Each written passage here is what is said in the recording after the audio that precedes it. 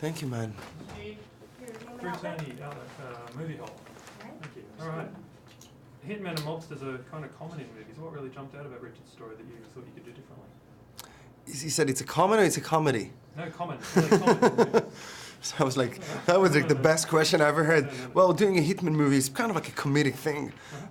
It's a common thing, it's a common theme. Why did you make it choose? Well, I think we tried to do a movie which is telling a story from a different point of view.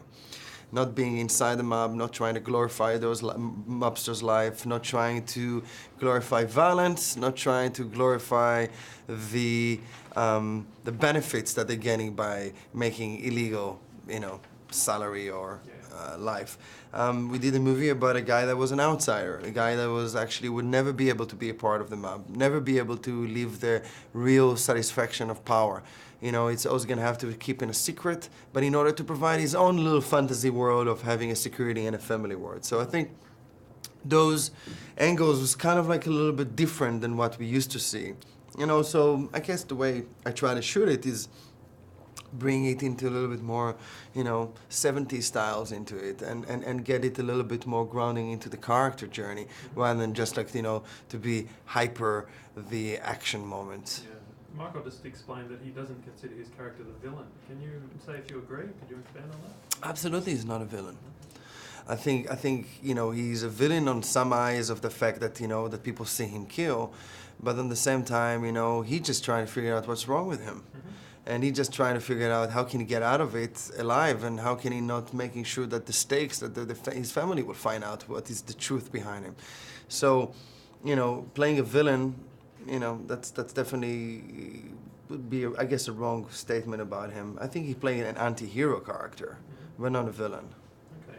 Did you have a particular kind of character set or characteristics in mind when you were writing the role, and how did Michael fulfill those? If I had, sorry, what? Characteristics that you were kind of thinking of as with a particular actor in mind, or? Well, you needed somebody that had the physiques of Kuklinski, which is very tall, and when he's standing in front of you, you feel his presence. You need somebody that can say little but say a lot without talking, and I think Michael has that ability.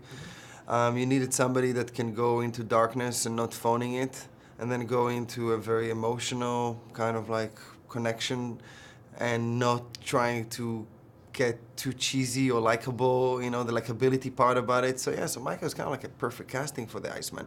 It's not to mean that he's the Iceman in real life. He's actually a big teddy bear, but in the end of the day, he knows how to bring those elements in a perfection on screen. So for me as a director, all I need to do is sit down there and just making sure that everything works smooth and elevate the rest of the cast into his level. Okay. He was a very, very scary guy on screen. Right. Do you mean you didn't have to add very much to that to make him scary? No, I think the script and his demeanors, brought it naturally. But again, I gave that example today to many of the other reporters, and I said, well, we see movies about guys that some supposed to be heroes, in movies that kill so much more than what Michael did, and much more graphic. And in fact, like we say, we're rooting for them because we kind of like justify, oh, they're working for the government, oh, they are soldiers, or they are cops.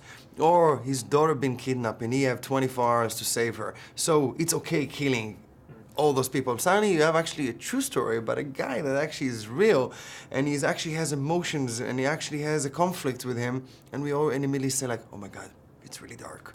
Yeah. Oh my God, we cannot say he kills somebody. That's too much for us to handle. So it's kind of like, the audience hypocrisy, when it's coming out to what is really dark, Depending on where he's coming from. Exactly. Exactly. Can you talk about the challenges of condensing so much time into one movie? How did you decide what to leave out?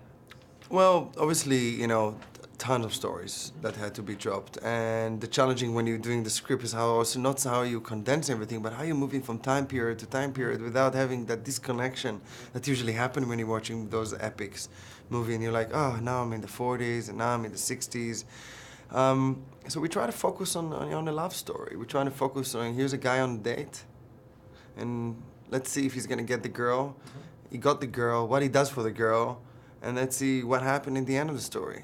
Did he keep the girl? Did he lose her? So keeping that thematic through the whole structure of the script and the movie helped us a lot to condense the time period without being too weird about it.